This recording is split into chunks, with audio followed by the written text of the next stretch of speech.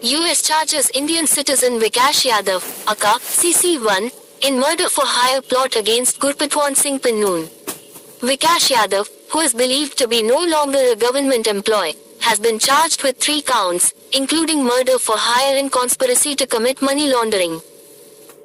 An Indian citizen, Vikash Yadav, has been charged with directing a plot to murder pro-Khalistan and Sikhs for Justice, SFJ, chief, Gurpatwan Singh Pannoon, in New York last year. Mr. Pannoon is an India-designated terrorist who is a US citizen. Mr. Yadav was identified thus far as CC-1 in the original indictment related to the murder-for-hire plot filed by the US Department of Justice, DOJ, in 2023. Another Indian, Nikhil Gupta, was charged last year and is currently being detained in Brooklyn, following his arrest in the Czech Republic last year.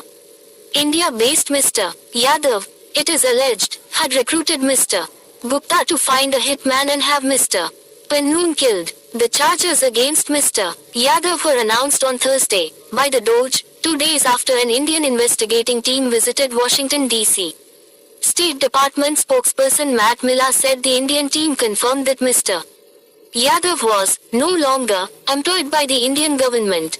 Mr. Yadav was charged in a second superseding indictment unsealed on Thursday in the U.S. District Court for the Southern District of New York. The 18-page second indictment includes a picture of Mr. Yadav in fatigues. Mr. Yadav was employed by the Government of India's Cabinet Secretariat, which houses India's Foreign Intelligence Service, the Research and Analysis Wing, during the period relevant to the case, as per the DOJ.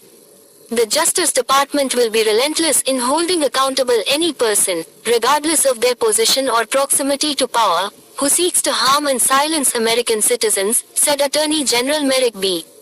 Garland. The FBI will not tolerate acts of violence or other efforts to retaliate against those residing in the U.S. for exercising their constitutionally protected rights, FBI Director Christopher Wray said.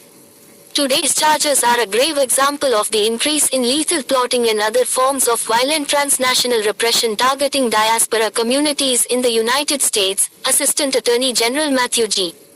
Olson said, as he warned, governments around the world, who may be plotting such acts that the US would disrupt them and hold the perpetrators accountable.